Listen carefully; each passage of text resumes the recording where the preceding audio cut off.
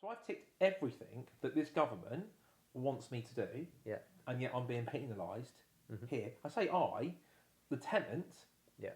but it's going to come back on us as well, whether we drop rent or we subsidise the council tax, etc. So we're being penalised because I've done everything right. So why do everything right and be penalised when I honestly believe, and I wouldn't do this, but I think people will go underground or create a very basic HMO, which is, do you know what, here's a typical house, 1, 2, 3, 4, 5 rooms, you can have one bathroom, one small kitchen, I can just squeeze through on licensing, and I've not made any material changes.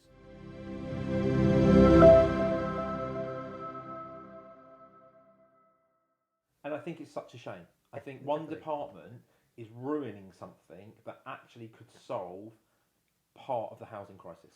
Yeah. Because I know people say, oh,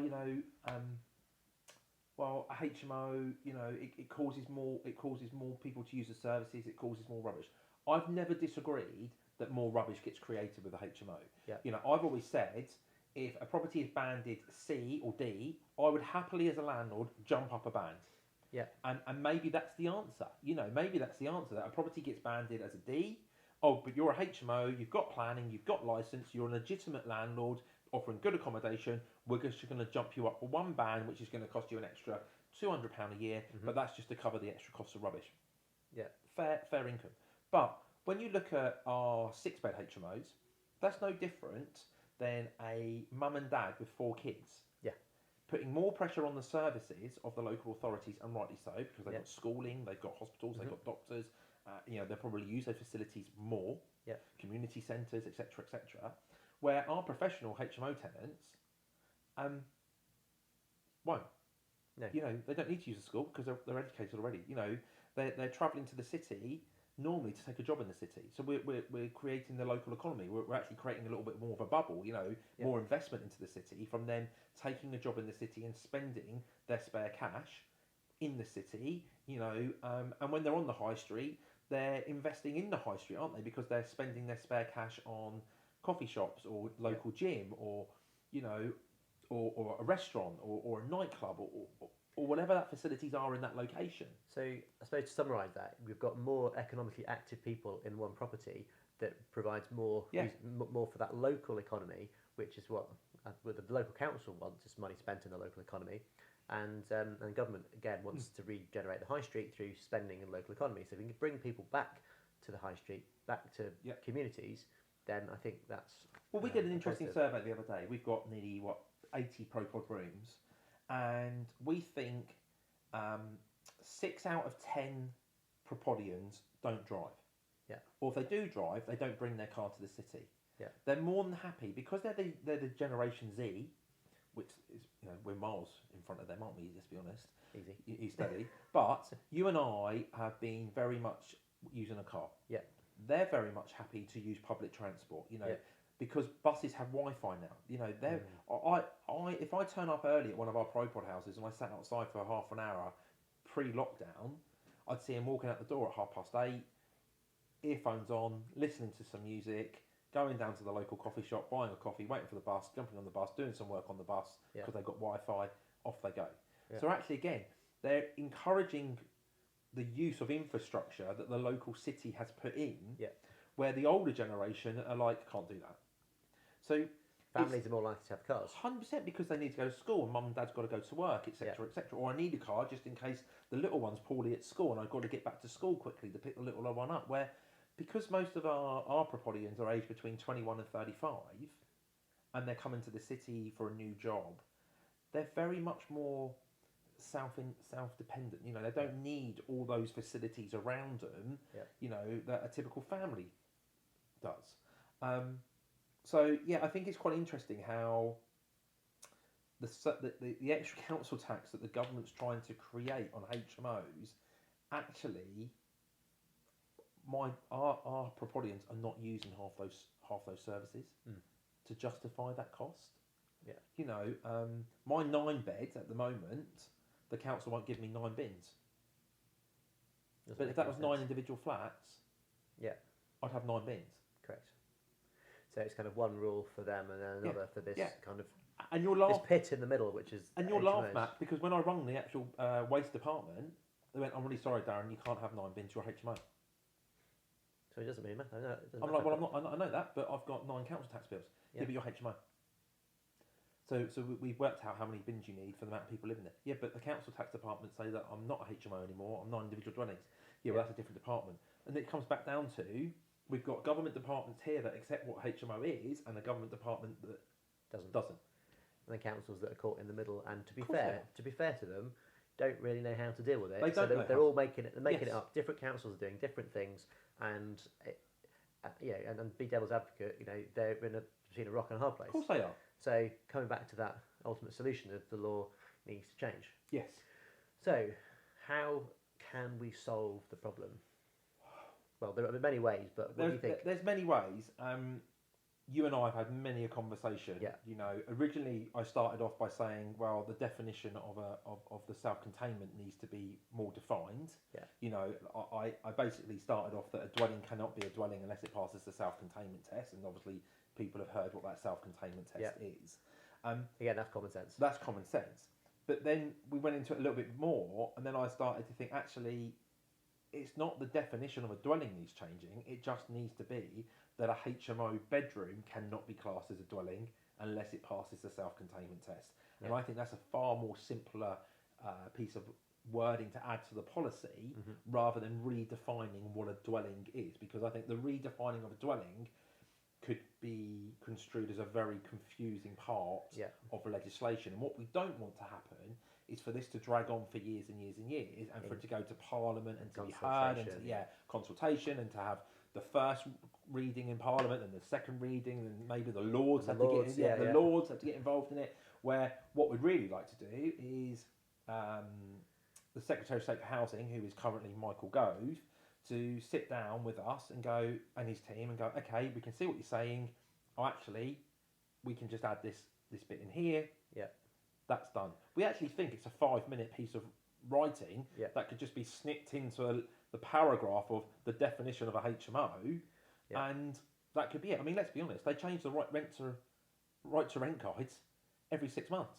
Yeah. And no one queries that. Every time that right to rent guide gets changed slightly every 6 months, or I've just seen one that's recently come out, I think the last week, so that's no different to the policy of the HMO definition to what a right to rent guide is, I think there's room in legislation to change without a massive overhaul, as you say.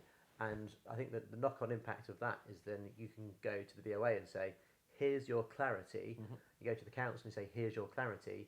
You can't do this unless it meets that self-containment test.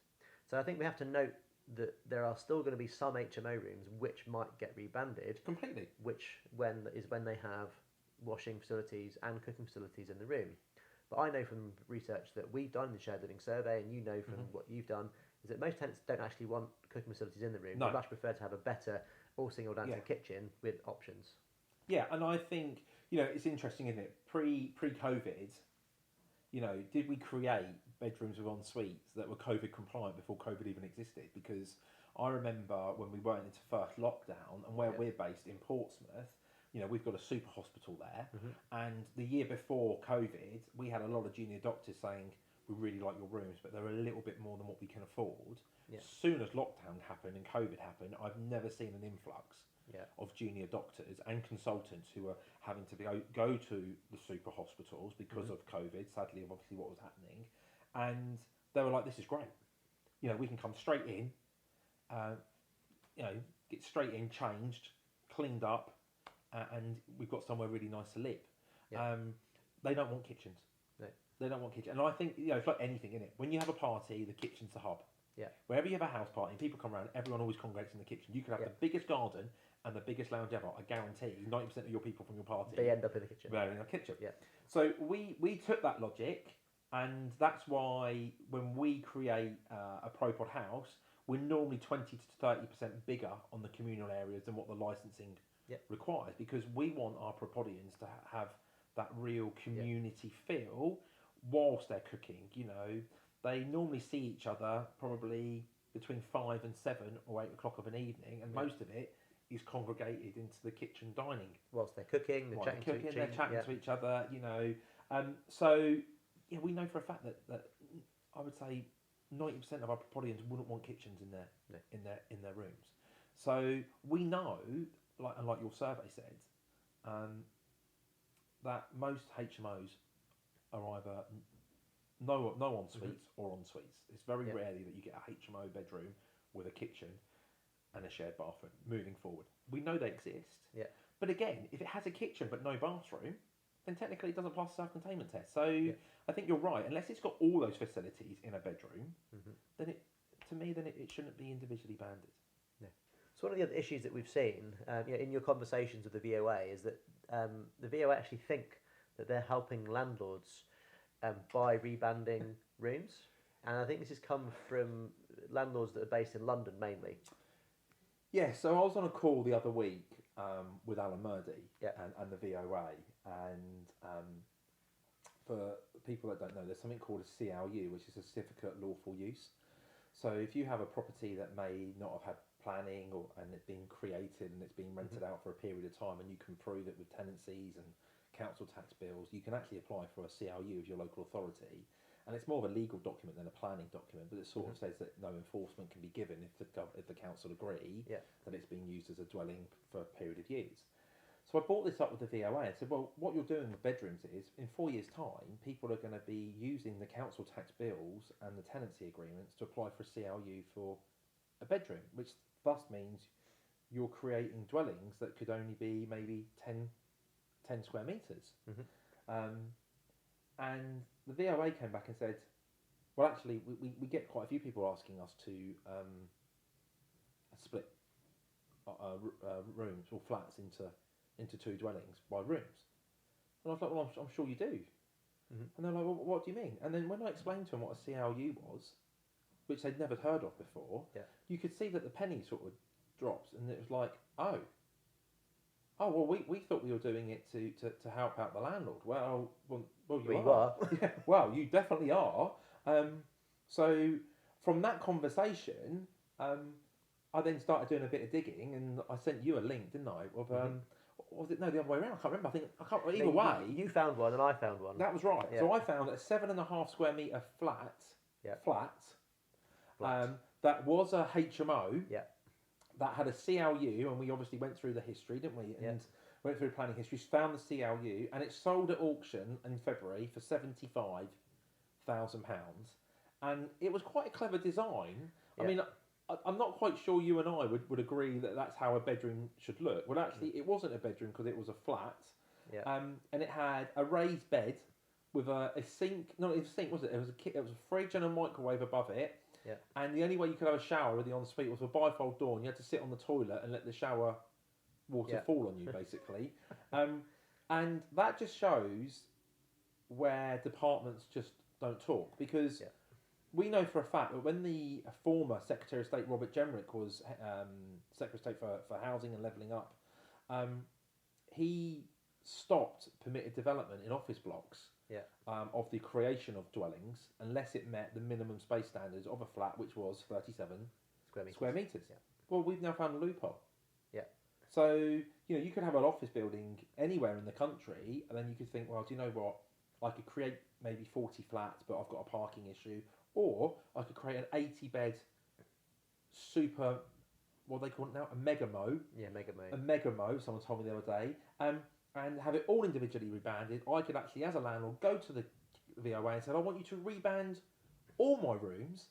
And 4 years later, that developer could then apply for 80 CLUs. And all of a sudden, he's got 80 dwellings within an office block, which could be sold off individually, that haven't met the national space standards, haven't met parking requirements. And let's be honest, that's a way of creating tomorrow's slums for today. We don't want these tower blocks anymore. We don't want people crammed into really tight spaces. That's what the Housing Act 2004 was created for, or superseded. That's what it was there for. Yeah. You and I agree that space standards should be good and better, and tenants and property owners should have more space within their dwellings. Well, we've now found the loophole. So whilst Robert Jenrick tried to stop that loophole, well, we sort of found it via the back door. Yeah, and there was another one as well, which was in the Metro, which I sent to you. Oh, that was right. While you were on the train, wasn't it? I was on the train. I was reading the Metro, and this flat again, which was about 10 square meters, was being sold off for £175,000 in Knightsbridge, and it had no toilet. Yeah. So it was a development opportunity. Yeah. To sell it. So insane that this is actually happening right now, but it is happening now. So you can use this loophole which has come across since 2017 to create substandard dwellings and then sell them off. So in London they have quite a lot of value as individual units. Yes. But in the majority of the country, which is where the rest of us it invest, work. It doesn't work. And actually it's causing more of a problem, because what we want to do is buy and hold properties for the long term. Yes. And create spaces where people want to stay for a long period of time. And that's one thing that both of us have done with our respective properties, is turn them into properties where people are staying for short periods of time. Yes. So what happened to mine is I converted mine into service accommodation. So now not housing people, it's now more of a holiday let.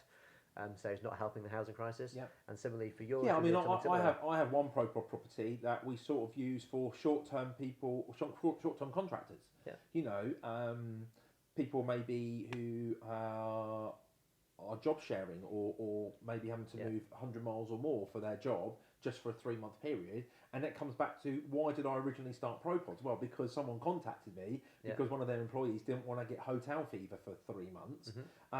And we've especially noticed it over COVID, or over lockdown, and through COVID, and I'd say post-COVID. Everyone knows what I mean. We're getting out the other side now, but I'm seeing it more and more. You know, our property manager gets a call probably 3 or 4 times a week. Oh, hi, have you got a room? I'm only looking to stay in the city for 8 to 10 weeks. Yeah. Well, that's still a HMO. Yeah. But yeah, we are seeing how the market is evolving. But yeah, you know, I think the whole thing is crazy, Matt, to be honest with you, and I'm sure everyone listening to this now, like I said, is probably shouting at their computer screens, going, "This is just madness," you know. Yeah. And believe me, if people watching this are thinking, "Oh my God, this is a load of information," Matt can tell you that my head is full of all this, and the other week it brings us on quite nicely. Yeah, the other week we put together the kind of HMO Council Tax Reform Group white paper, first draft that we're just editing at the moment, and that will be out very shortly. And when it is, we will pop a link to it down below in the comments section, into the information area of this video, so you can go and get a copy of that. And that's from kind of hmosandcounciltax.co.uk as a website. But as a group, the HMO Council Tax Reform Group is, as I said, yourself, me, Wendy Whisker-Large, Alan Murdy, and a couple of other committee members, investors who are kind of helping behind the scenes. And we just need to kind of get the word out there and get more people aware of the issue. Yeah, and the idea of the white paper was, it all started because Matt said to me a few weeks ago, "There's so much in your head, Darren, we need to get this down on paper." And actually, it was bogging me down. You know, when Matt finally sat me in front of the laptop and I just spilled all this stuff out. One, I think it surprised you how much of a knock on this one issue can have to the rest of the market. I mean, not even covered all of them today. I mean, not covered all of them. No, you haven't.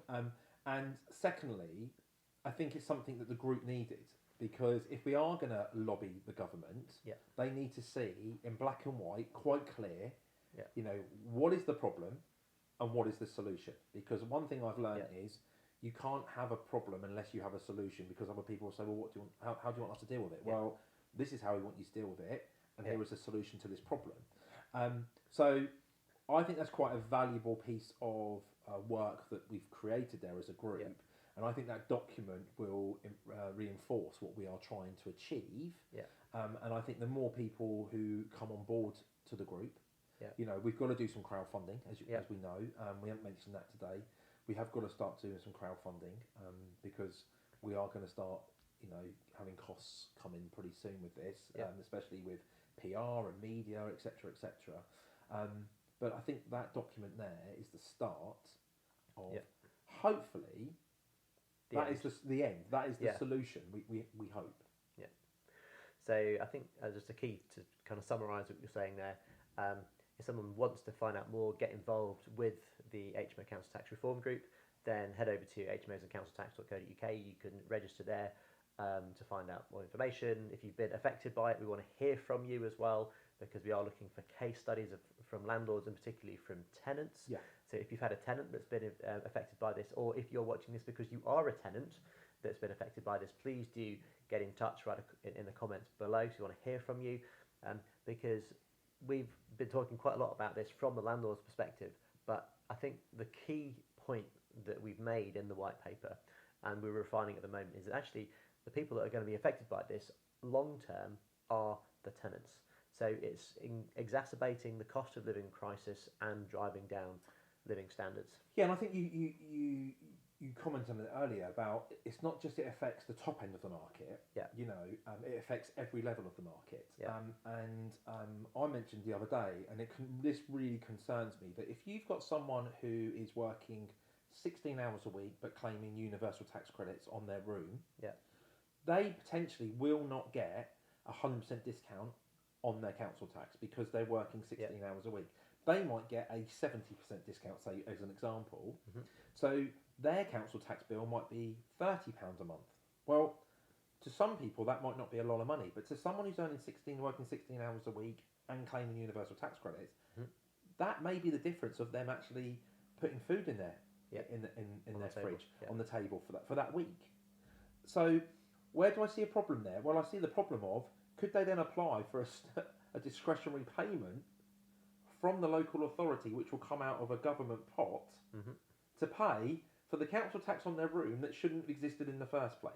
So you're right, this isn't affecting the top end of the market, this affects every level of the market. Yeah. And regionally, it's a big problem. You and I know our rooms here on the south coast are on average probably £650, maybe £700. Yeah. But you go up north, the rooms may be £450 a month. Mm-hmm. Now, if their council tax band A is the same as what we are here, similar, our room, the percentage could be 12-15% of the rent here, but it could be 25% up north. So I can actually give you an example on that. Well, so the one which got rebanded, the rent is £450 for each of the rooms, and the council tax, which they then had to pay, was just under £100. So there you go. So it was up from £450 to essentially £550. So we had to reduce. So they've got a 20, off the top of my head, nearly a 22% increase. Yeah. From their room rate to cover the extra council tax. Pretty much. Well, how is that levelling up? It's not. We talk about the levelling up. We talk about that the department's been renamed as levelling up team. There is no levelling up there, and I think with cost of living as it is, we know that as landlords, we're seeing cost of electricity and gas rise on our HMOs, but we also know that some of the older types of HMOs have still got meters in them. Yeah.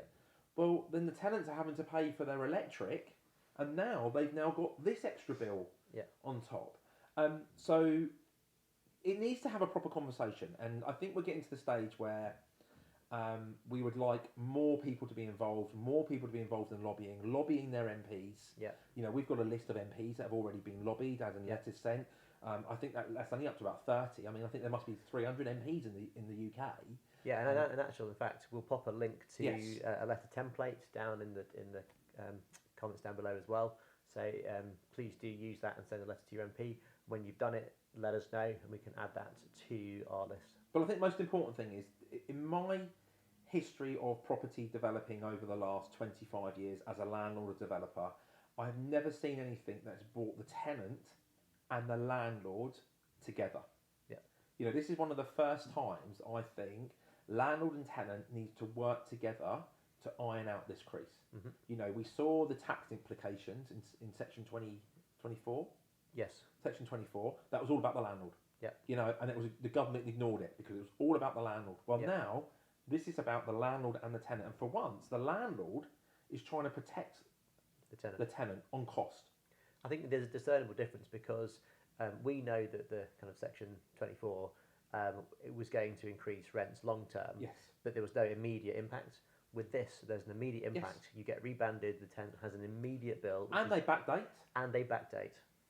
So, in fact, you've got an example whereby you've got tenants that have been in properties, and because you've been fighting and arguing to get it sorted, those tenants they then moved out, they've gone somewhere else, and then they have a liability in their name, and then the council are going after them and giving them court summons. And the tenant doesn't know about it. Tenant doesn't know about it. So again, it comes back to how does the local authority deal with the problem that the government department is creating. You know, and we talk about government departments, but I've had a conversation with HMRC. They're doing a consultation paper at the moment on multiple dwelling relief. Mm-hmm. Well, if these bedrooms get classed as individual dwellings, and a landlord then goes and buys a HMO with 8 lots of council taxes, you could argue that he's buying 8 individual dwellings, which means he could apply for a multiple dwelling relief on stamp duty. When you talk to HMRC, they go, no, we're really sorry, it doesn't apply to HMOs, because HMO's one dwelling. Well, is it? Is it? And that's what needs clarifying. And that's what needs clarifying. So it's amazing what one piece of paper called a council tax bill, what knock-on effect it can have throughout the whole industry and government legislation. And this is why we've got to iron out this crease with one department, because the knock-on effect, the ripple effect, is huge. Brilliant. Well, thank you very much for That's right. being with us I hope today. that made some sense. I'm even more confused. No, definitely. And as I say, if people want more information, then there'll be a whole bunch of links down below. Otherwise, thank you very much for being with us, Daryn. Thank you, guys. And I'll see you in the next video.